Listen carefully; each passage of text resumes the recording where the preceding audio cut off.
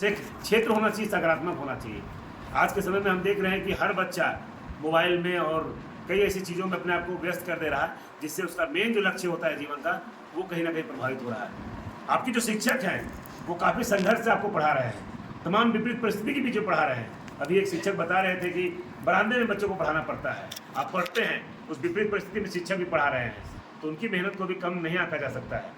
इसलिए आपका दिन, आज का दिन, आज जो 18 अप्रैल 2024 का दिन है, ये आपके जीवन में दोबारा लौट के नहीं आएगा। आप शाम को जब घर में सोते हैं ना, तो सोने से पहले 10 मिनट इस बात का अध्ययन करिए कि आप दिन भर में क्या कमाए और क्या गंवाए। और अगर आपके दिमाग में ये हो जाता है, दिन बीत जाता है, तो ऐसे दिन बीत जाएगा, कोई पूछने वाला नहीं है। एक चीज़ हमेशा याद रखिए, किसी के रहने ना रहने का दुनिया में कोई फर्क नहीं पड़ता है, लेकिन जिसके पास काबिलियत होती है ना, उसके समाज में होने का भी एहसास होता है और उसके समाज में नहीं होने का गैप फील होता है।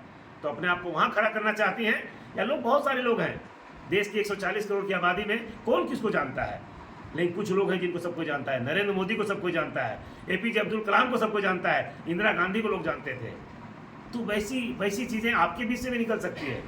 हो सकता है यहीं से कोई बच्चा पढ़ लिख के निकले और कुछ अच्छा पदाधिकारी बन के इसी विद्यालय में आकर वो पदाधिकारी टीचर को बताए कि नहीं, हम भी यहीं से पढ़े हैं, आज DSC बन गए हैं, DO बन गए हैं।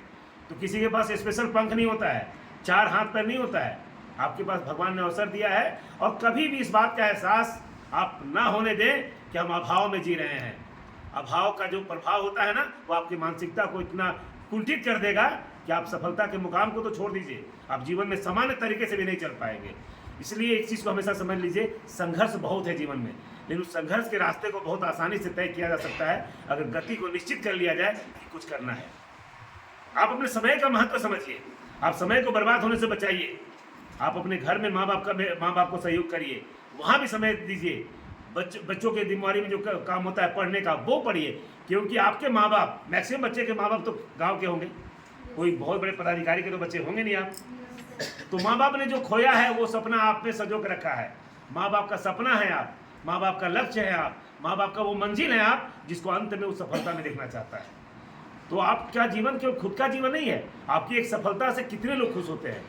तो एकमात्र मंत्र है, पढ़िए, कुछ बनने का प्रयास करिए, गलत चीज़ों से दूर रहिए। आज समाज में भटकाव के लिए बहुत सीख पड़ी हुई है। आप देख रहे हैं कि कितने लोग भटक के गलत रास्ते पर चले जाते हैं, उनका जीवन का परिणाम क्या निकलता है। ये निश्चित रूप से काफ़ी कुंठित परिस्थितियाँ बनती जा रही है। इस माहौल से बचने की आवश्यकता है और समय का सदुपयोग करिए, तो निश्चित रहिए आपके जीवन को सफल होने से कोई नहीं रोक सकता है। IAS IPS बनना जीवन की सफलता नहीं है, वो एक पद है। आप किसी भी क्षेत्र में जाकर उस मुकाम को हासिल करते हैं जहाँ पर समाज आपको अटेंशन करता है, आपके माँ बाप आपके ऊपर प्राउड करते हैं, वो जीवन का सफलता है। इसलिए आज से ही कहते हैं ना, आपने एक फिल्म देखा होगा अभी, 12 फेल IPS फिल्म आई है, मनोज सर की फिल्म है, उनका इंटरव्यू मैंने पहले भी देखा था। तो उसमें क्या है, एक वर्ड उन्होंने बोला है, उसको हमेशा जीवन में याद रखिए, रीस्टार्ट। अगर अब से आप में भी कोई बच्चा आज तक केवल लापरवाही कर रहा था, लेकिन आज से भी अगर सोच ले कि कुछ बनना है, तो शायद उसके पास समय बहुत बचा हुआ है। कोई बच्चा 7 महीना 8 महीना नहीं पढ़ता है, लेकिन 4 महीने में वो क्रांति करके ले आता है कि बाकी जो बच्चे 1 साल पढ़ते हैं उनसे अच्छा रिजल्ट ले आता है। तो पढ़ना तो पड़ेगा, करना तो पड़ेगा। रीस्टार्ट के कॉन्सेप्ट रखिए। और हम लोग लगता है अगर आपके सामने बोल रहे हैं और उसका भी प्रभाव आपके ऊपर नहीं पड़ेगा, तो फिर जिंदगी बेकार है। तभी उस भीड़ का आप हिस्सा हैं जिसमें आपके होने का और आपके ना होने का कोई फर्क समाज को नहीं पड़ता है।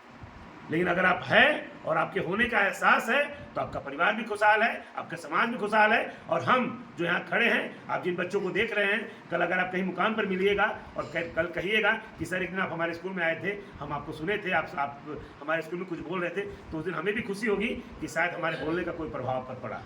तो बेस्ट ऑफ लक, जीवन में संघर्ष करिए और कुछ बनने की कोशिश करिए।